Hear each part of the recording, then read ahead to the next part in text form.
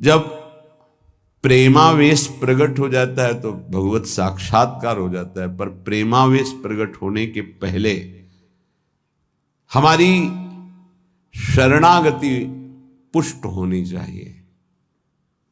शरणागति पुष्ट होने के लिए सबसे पहला लक्षण है दैन्यता, निराभिमानिता। और यहां सबसे बड़ा दोष हमारे अंदर अभिमान ही है। मैं विद्वान हूं, मैं भगत हूं, मैं अमुक हूं, ऐसा।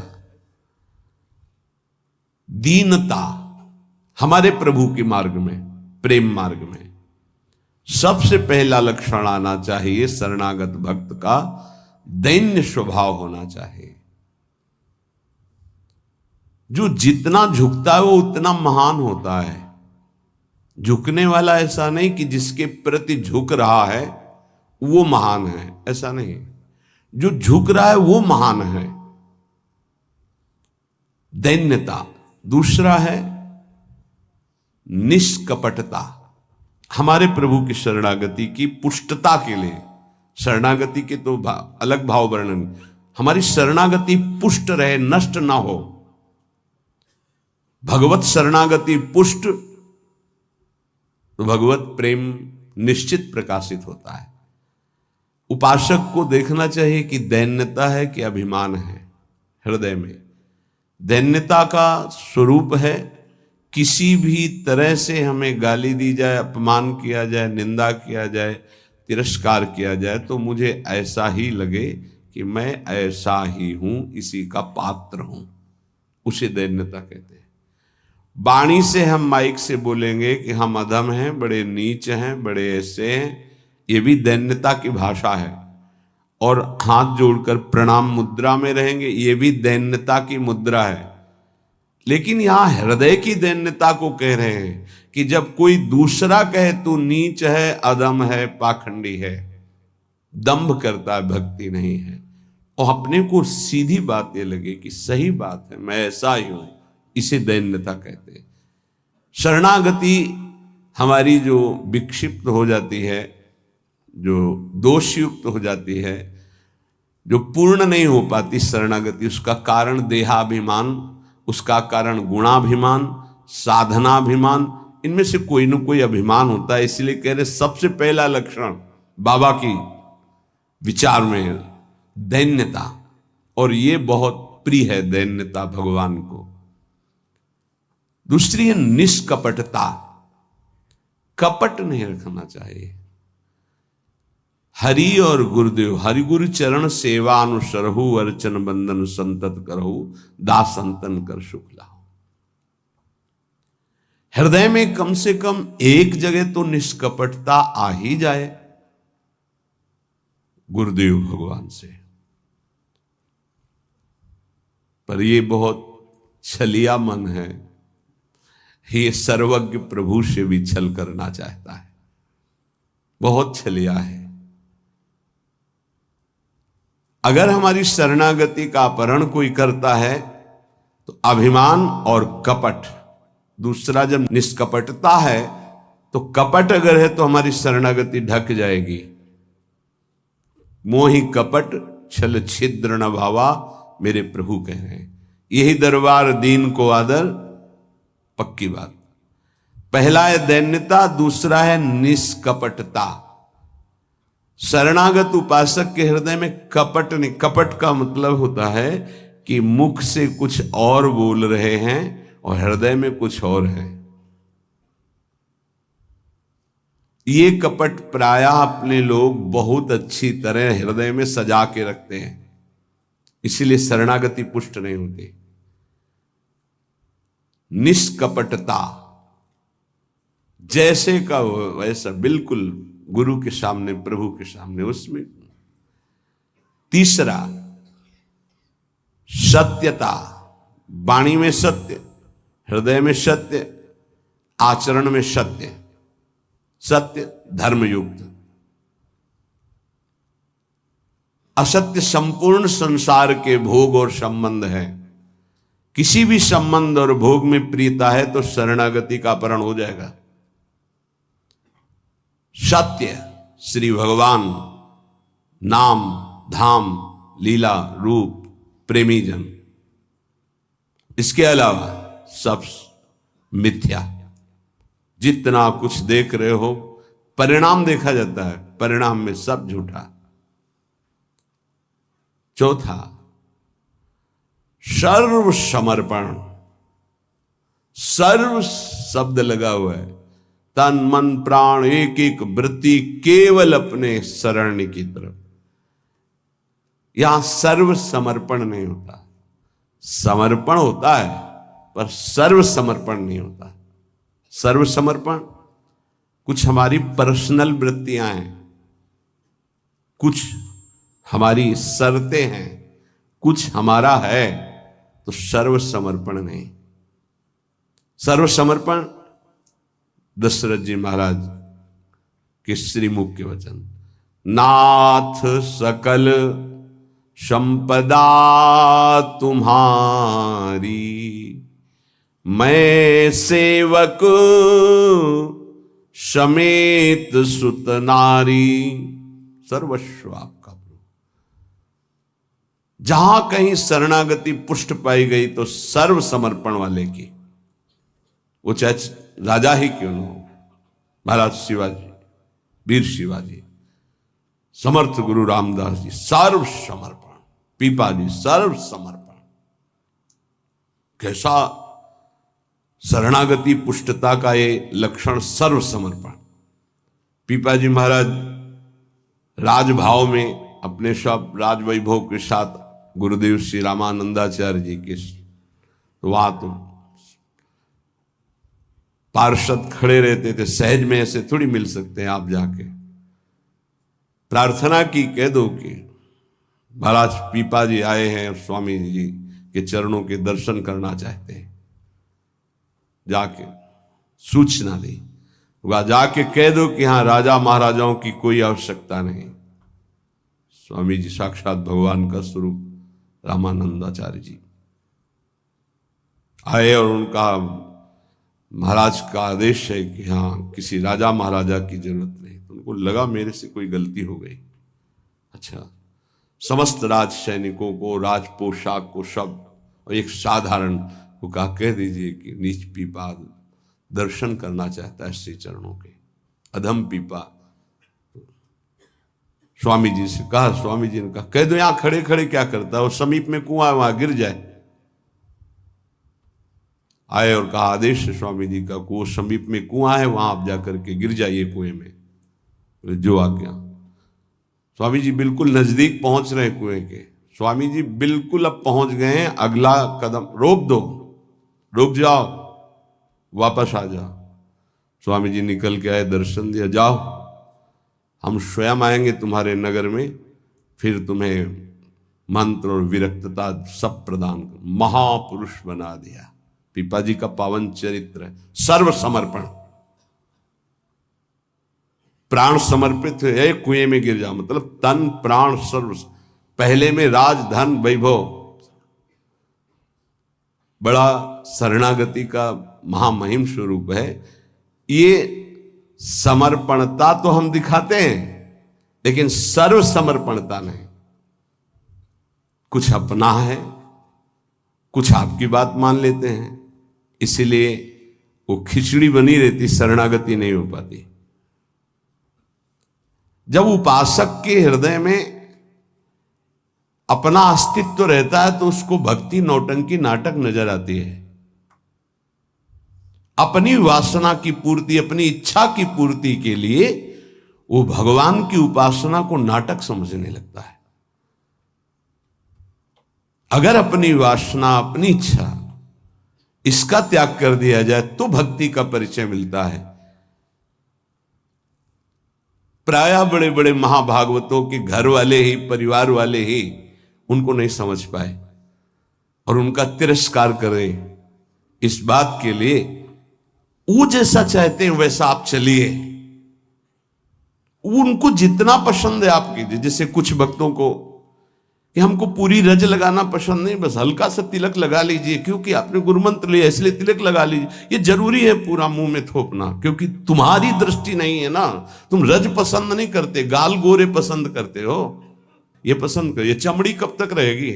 नष्ट हो जाएगी। न तुम्हारी रहेगी, ना जिसकी देख रहे हो उसकी रहेगी। पतन हो जाएगा। जिन जिन भक्तों का विरोध किया उनका पतन हो गया।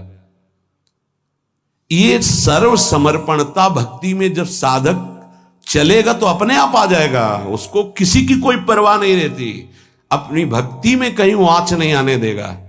जीवन की बाजी लगा दी है, अनंत जन्मों से बिगड़ी बात को बनाने चले हैं। तो हम ये देखते हैं कि देवता परिवार वालों की बुद्धि में बैठ करके उसको शरणागति से भ्रष्ट करना चाहते हैं। बस जैसा हम कहें वैसा तुम्हें चलना है। अब भी तुम अपना अधिकार रखते हो। भगवान की कृपा मनाओ कि अभी तुमको कुछ मान रहे हैं, इसलिए सुन रहे हैं वो भक्तजन। और ना माने, केवल प्रभु को माने, तो रत्नावती जी ने मूड मुड़ा लिया और खिलाफत में बैठ गई उनकी आज्ञा के खिलाफ। राजन्नाज से त्यागती हूं, इस महल में प्रवेश नहीं करूंगी, केवल श्री भगवान का आश्रय लेकर संतों के बीच में रहूंगी। जो बिगाड़ना है बिगाड़ लीजिए। आखिरकार साष्टांग दंडवत और चरणों में गिरना पड़ा पूरे चरित्र के बाद। तो बहादुरी तो तुम्हारी इसी बात की है कि अपने प्रभु के चरणारविंद में आपने अपने अपनापन का दान कर दिया। अब प्रश्न नहीं खड़ा होता, तुम साधना का स्वरूप क्या जानते हो? अरे चित्त प्रभु में लगा है, पूरा दिन हो गया उठे ही नहीं आसन से। भगवदाकार वृत्ति है आसपास सब। बड़े सिद्ध महापुरुष की बात कह रहे हैं, पूज्य श्री श्रीधर बाबा। इतनी रज होगी पूरे सिंहासन में, इतनी ऊंचाई से, क्योंकि परिक्रमा नजदीक काली दे के। अब उनको शरीर की शुद्ध नहीं तो कब वो रज पूछे। मच्छरदानी लगी थी, मच्छर क्या पूरा हाथ चला जाए, और 10-5 छिपकली उस मच्छरदानी में चिपकी रहती थी। बस ऐसे घुस गए अंदर, बस पूरा कमरा कहीं जाला, कहीं ये कहीं वो। जब बाबा इसे साफ, अरे नहीं भाई चलो तुम बाहर ऐसे रहने। जहां उनकी स्थिति है, कभी कभी ऐसी स्थिति देखी है कि जो वाणी से नहीं बोल सकते, ऐसी अनिर्वचनीय स्थिति। आंखों से अश्रुधारा, शरीर कांप रहा सैया पे, छूने की हिम्मत नहीं, चरण चापने गए, होश ही नहीं बाबा को, ओठ फड़फड़ा रहे। कैसी भगवदाकार एकदम स्थिति। जब उपासक चित्त प्रभु से जुड़ेगा तो ये सब अच्छा नहीं लगता। बढ़िया संगमरमर, बढ़िया सैया, बढ़िया नहीं खान पान ते भावे है, नहीं कोमल वसन सुहावे है, सब विषय लगे ते खारा है, हरि आशिक का मग न्यारा है। क्या चल रहा है? ये दिमाग क्या कह रहा है? हर भाव हमारा केवल लौकिकता से जुड़ता है। भजन को क्या जाना है? लौकिकता सिद्धांत को भजन माना जाता है। इसीलिए यहां शरणागति की ये अलग कोटि से वर्णन कर रहे हैं बाबा। नहीं, नवधा भक्ति का जो वर्णन होता है ना, उसमें श्रवणम कीर्तनम स्मरणम, शरणागति को बचाने की बात, पुष्ट करने की बात, पूर्णता की बात। 5वां सर्वाधारता। कोई भी हो, सबका आधार भक्त बन जाता है, घोर विषयी को भी रास्ता दे देता है। चलो ऐसे चलो भगवान के मार्ग में। सच्ची कहते हैं, कोई अगर भक्तों के हृदय को जान जाए तो लूट ले, माला माल हो जाए, पर वो भगवान ऐसी सीमा रखते हैं कि तुम जान ही नहीं सकते हो। जैसे कोई फिसल के गिर गया है तो आप खड़े होके नहीं उठा सकते हो, फिसल के गिरने वाले की गिरने की स्थिति में पहुंचना पड़ा। वैसे ही झुक के, वैसे ही गिर के, फिर उसे उठा करके फिर खड़ा किया गया। जितनी स्थिति में वो गिरा हुआ उसी स्थिति में पहुंचकर उठा। उसको क्या जरूरत है झुकने की? जिसने अपने जीवन में कभी भोगों को, विषयों को, संसार को, गृहस्थ को स्वीकार ही नहीं किया, वो तुम्हारे बीच में घुसकर तुम्हें पकड़कर जहां तुम हो वैसी स्थिति से उठाकर ऊपर खड़ा कर रहा है। अगर तुम सही उपासक होते तो दृष्टि मात्र से तुम्हारा उद्धार हो जाता, लेकिन तुम उस बात को नहीं समझते हो, इसलिए ये सब व्यवहार अपनी स्थिति से उतर कर और झुक कर तुम्हारे समान बनकर तुमको उठाया जाता है। सर्वाधारता उस नहीं समझ पाओगे। काम से, स्नेह से, भय से, क्रोध से, द्वेष से, किसी भी तरह से वो जुड़ जाए केवल तुम्हारी वृत्ति उनसे, वो संभाल करके उठा करके सच्चिदानंद में जोड़ देंगे। चाहे भगवान से जुड़े या भगवत प्राप्त महात्मा से, भगवत प्रेमी से जुड़े, वहीं पहुंचा देंगे। नंग धड़ंग शराब पिए हुए गंगा जी में खड़े हैं, उपद्रव कर रहे हैं, नारद जी महाराज के सामने अभद्र स्वरूप में खड़े। ये पशुता तुम्हारे अंदर केवल धन वैभव के अभिमान से आई है। तुम कुबेर के पुत्र हो, ये हालत तुम्हारी। जाओ, मैं तुम्हें शाप देता हूं, तुम वृक्ष योनि को प्राप्त हो जाओ। लगा ना कि महात्मा बहुत कड़ुआ स्वभाव प्रकट कर दिए, बहुत करुणा कर दी। हालत क्या थी, पहुंचा कहां दिया। वृक्ष तो बनो पर नंदालय के, जाओ तुम्हें सच्चिदानंद भगवान का दर्शन, संभाषण और स्पर्श प्राप्त हो, जो बड़ी बड़ी साधनाओं से नहीं प्राप्त होता। और नारद जी ने शाप दे के प्राप्त करा दिया। दामोदर गोविंद भगवान के उदर में बंधा हुआ उखल है, घसीटते हुए वहां जाते हैं, यमलार्जुन के बीच में फंसा देते हैं, मारते हैं अखिल शक्तियों के स्वामी। जरा सा झटका, उखड़कर दोनों वृक्ष गिर जाते हैं। उनसे दिव्य रूप धारण करके यही प्रकट होते हैं जो यमलार्जुन बने हुए थे। नलकुबर मणिग्रीव शायद ऐसा नाम है। भगवान का दर्शन, संभाषण, स्पर्श, साप दे दिया तो ये प्राप्त हुआ। विचार करके देखो, समझ में नहीं आता। जीव को समझ में नहीं आता कि हमारे ऊपर कितनी कृपा है। सर्वाधारता इस शरणागति की पुष्टता का लक्षण है। वो सबका आधार बन जाता है। जैसे हमारी सबकी आधार भूमि है, ऐसे वो भक्त बन जाता है। रखो मेरे ऊपर पैर, निकल जाओ भगवान की गोद में जाओ। वो इस उदारता को, इस कृपा को इस साधारण जन नहीं जानते, अवहेलना करते हैं। एक एक वृत्ति तुम्हारी संभालने के लिए हमारी श्री जी की भक्ति तैयार है। एक एक वृत्ति को तुम्हें रोना नहीं आया कि हमारे ऊपर कितनी कृपा है। बहुत कृपालु शरणागत जन होते श्री जी के। जैसे श्री जी का स्वभाव तो वही अंश में उतरता है उनके जनों में। सर्वाधारता, सबके लिए आधार भूमि बनने के लिए तैयार है। छठवां, पूर्ण विश्वास अपने इष्ट पर। जैसे राम काज के लिए लंका में प्रवेश कर रहे हैं हनुमान जी महाराज, घोर निशाचरी स्थिति है लंका में। अब एक महाभागवत तो बहुत, जे भी प्रवेश कर रहे हैं तो पहले श्री राम जी का स्मरण करके अपने हृदय में भगवान को देखकर हृदय में स्मृति बसा के प्रवेश करते हैं। क्या भाव? प्रविश नगर की जय सब काजा, हृदय राखी कौशलपुर। जब किसी भी साधक या किसी से भी भगवान का निज जन उसे उठाने के तो पहले प्रभु जा रहे हैं, बहुत फिसलन है नाथ, पकड़े रहना। जैसे कोई डूब रहा है उसको निकालने जा रहा है, प्रयास करेगा, लेकिन वो जो डूब रहा है वो प्रयास करेगा उसको डुबोने का, क्योंकि वो सांस लेना चाहता है। ऐसे ही जो काम में डूब रहा है, क्रोध में डूब रहा है, मोह में डूब रहा है, नाना प्रकार के भोगों में डूब रहा है, उसको निकालने के लिए जाओगे, वो पहले तुम्हें उसमें डुबोने की कोशिश करेगा। तुम्हारे अंदर काम, तुम्हारे अंदर क्रोध, तुम्हारे अंदर लोभ, क्योंकि उसी वृत्ति से वो अपना भाव स्वीकार करेगा।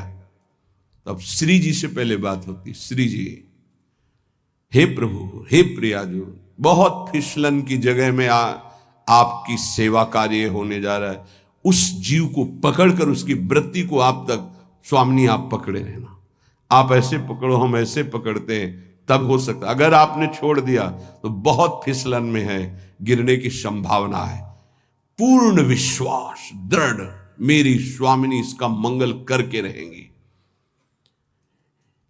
सातवां, सर्वाराध्यता, ऐसा भाषण, ऐसी चेष्टा, ऐसा व्यवहार कि वो सबके द्वारा पूजनीय बन जाए।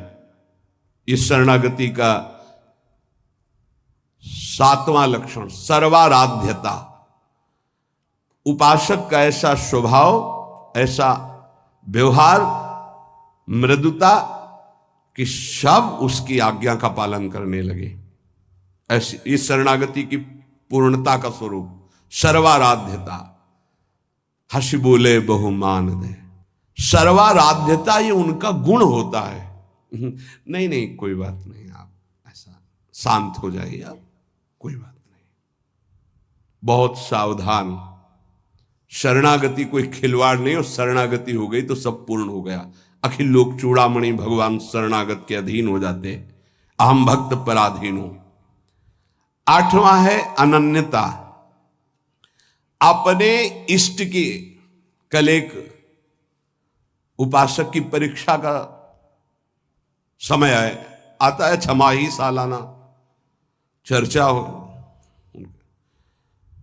उसका शब्द था कि शरीर छोड़ना मेरे लिए सहज है, लेकिन उपासना के विषय में एक भी शब्द में किसी से भी, चाहे वो रिश्ता हो, संबंध हो, स्वीकार नहीं कर सकते।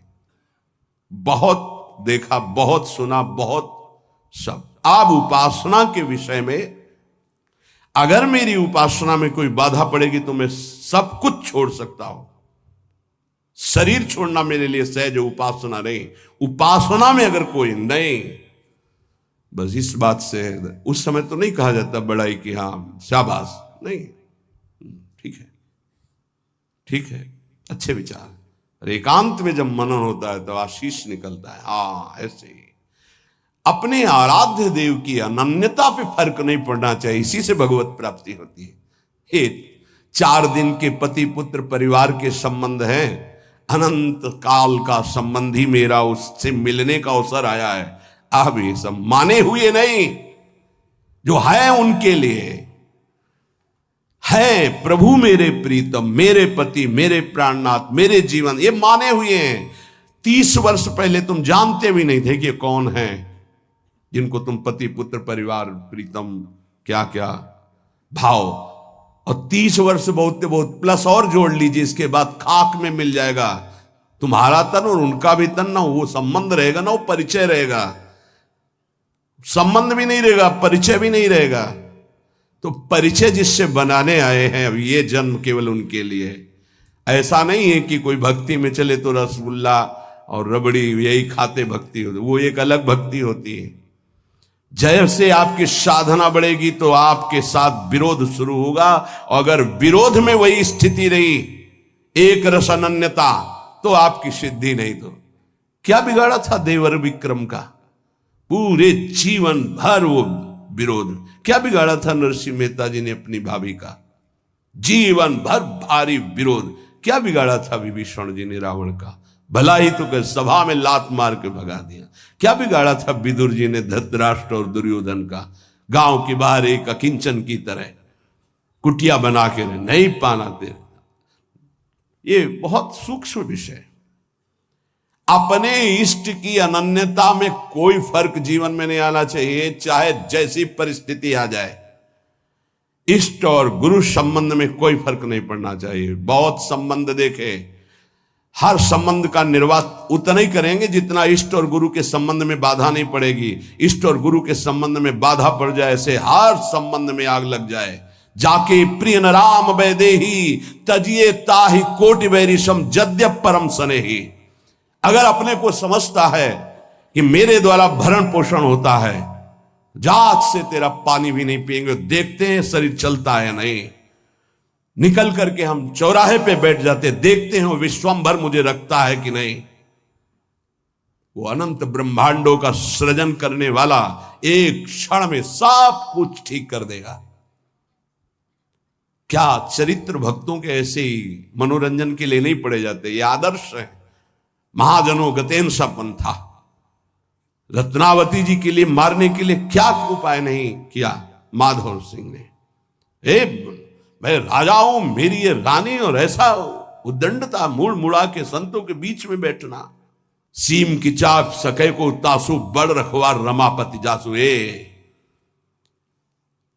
भक्ति मार्ग में, भगवत मार्ग में यदि कदम रखा है तो अपने मार्ग नहीं छूटना चाहिए, चाहे प्राण छूट जाए। ये आखिरी बाजी है, ये सब छूटेंगे माने हुए पति पत्नी पुत्र परिवार भाई बंधु, इनका कोई अस्तित्व नहीं है। आज नहीं तो कल ये छूटेंगे ही, लेकिन जिनके लिए जन्म जन्मांतर से भटक रहे उन प्रभु को नहीं। अगर तुम्हारी समझ में आ रही हो तो बात पकड़ लो।